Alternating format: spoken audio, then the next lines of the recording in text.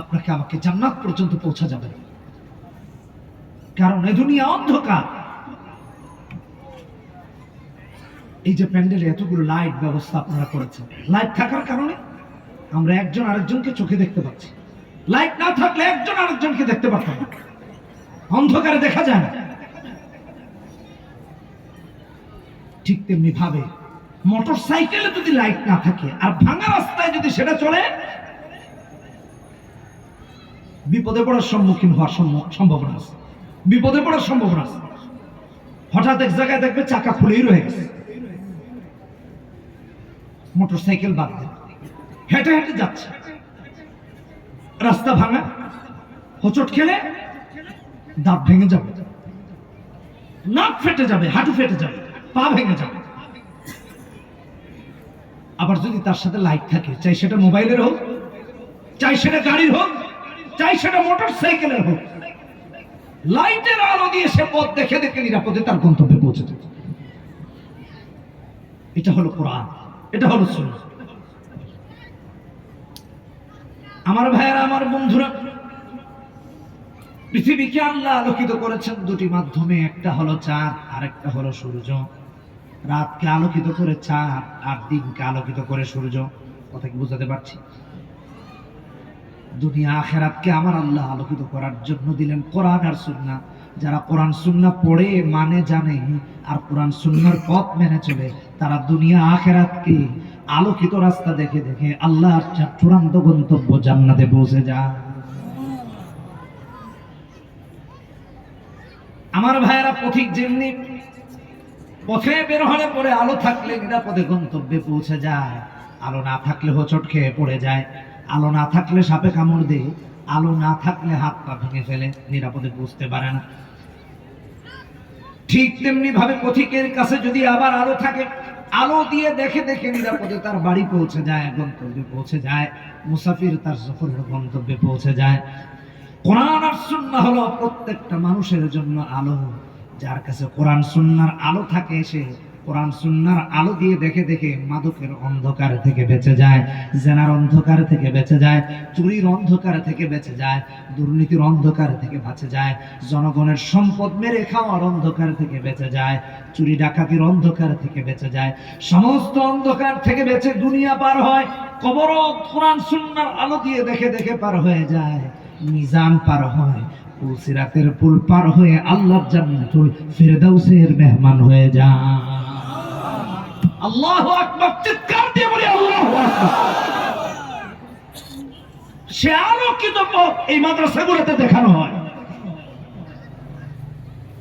সে আলোকিত পথে চলতে গেলে কি লাগবে, কিভাবে চলবো, এটা ট্রেনিং করানো হয় এখানে।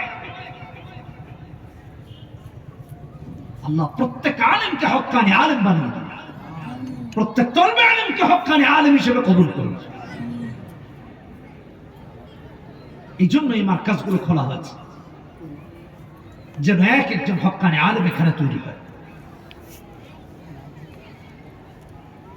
কোরআনে আমার আল্লাহ এই জন্য বলেছেন, সূরা ইব্রাহিম প্রথম আয়াত, কিতাবুন আনজালনাহু ইলাইকা লিতুখরিজান নাসা মিনাজ যুলুমাতি ইলান নূর। আল্লাহ রাব্বুল আলামিন তার হাবিবকে এই জন্য পাঠিয়েছেন, যাতে করে মুহাম্মদ সাল্লাল্লাহু আলাইহি ওয়াসাল্লাম অন্ধকারে থাকা উম্মতকে কোরআন সুন্নাহর আলো দিয়ে দেখিয়ে দেখিয়ে আলোকিত পথের দিশারি বানিয়ে দিতে পারে। এই জন্য আল্লাহ তাআলা মুহাম্মদ সাল্লাল্লাহু আলাইহি ওয়াসাল্লামকে পাঠিয়েছেন। যার জিন্দেগিতে কোরআন আছে, তার দুনিয়াও আলোকিত, তার আখিরাতও আলোকিত। কোরআন সুন্নাহবিহীন জীবন অন্ধকারাচ্ছন্ন, দুনিয়ায়ও আখিরাতেও হাসরের মাঠে।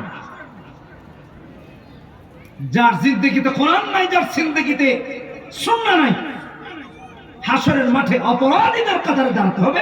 আর সে অপরাধীদের কাতারে দাঁড় করাবেন স্বয়ং মুহাম্মদ সাল্লাল্লাহু আলাইহি ওয়াসাল্লাম। কি ভয়াবহ, একটু চিন্তা করে দেখি। কোরআন পড়ি, কোরআন অনুযায়ী জীবন গঠন করি। আমার ভাইয়েরা, আমার বন্ধুরা, তাই তো আমার আল্লাহ কোরআনে কারিমে অন্য জায়গায় কোরআনকে কিতাবকে যেন আঁকড়ে ধরি, তাই বলছেন সূরা আরাফ 170 নম্বর আয়াত, والذين يمسكون بالكتاب وأقاموا الصلاة إنا لا نضيع أجر المصلحين আল্লাহর কিতাবকে যারা আঁকড়ে ধরে সালাত কায়েম করে আমার আল্লাহ বলেন মুসলিহিনের আমল আমার আল্লাহ কখনো নষ্ট করেন না। মুসলিহিনের আমল কেন নষ্ট হয় না?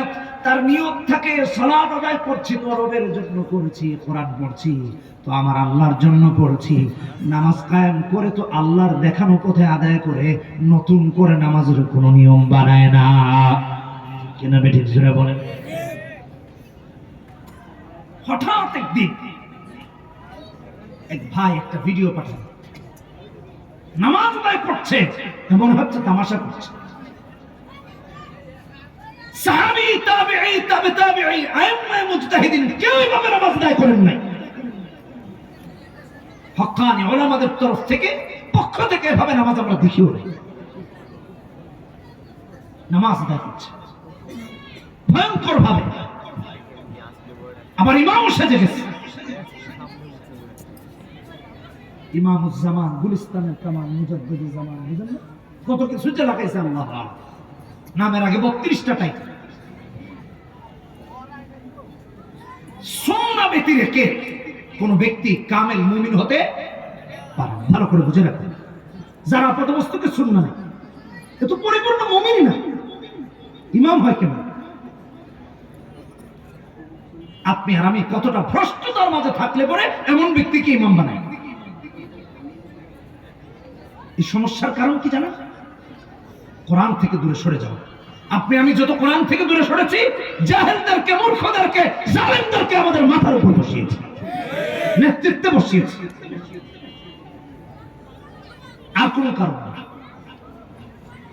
এই জন্য সালাত আদায় করবে, এই সালাত, এই নামাজ রবের আরশ পর্যন্ত পৌঁছাবে। প্রথম আসমান থেকে ফেরেশতারা ধরে তার চেহারা উড়ে মারবে, না তোর এই নামাজের মাধ্যমে দরকার নাই। কারণ নামাজে গিয়েছে মানুষকে খুশি করানোর জন্য, লোক দেখানোর জন্য, নির্বাচনে ভোট পাওয়ার জন্য। কথা বলে ঠিক কিনা বেটা? আছে না নাই? সারা বছর দেখবেন নামাজে নাই, হঠাৎ করে দেখবেন এলাকার মসজিদে গিয়ে 5 তলা টুপি পরে প্রথম কাতারে। ধর্ম ব্যবসা করতে গিয়েছে, সালাতে যায়, এই জন্য তার নামাজ রবের কাছে কবুল হবে না। আমার বন্ধুগণ, কিতাবুল ঈমানে নবীজি বলেছেন, হাদিস মুসলিম শরীফের প্রথম হাদিস কিতাবুল ঈমানে, ইবাদত করবে তো এমন ভাবে করবে যেন আল্লাহকে দেখে। আল্লাহকে দেখার মতো যদি অন্তর্দৃষ্টি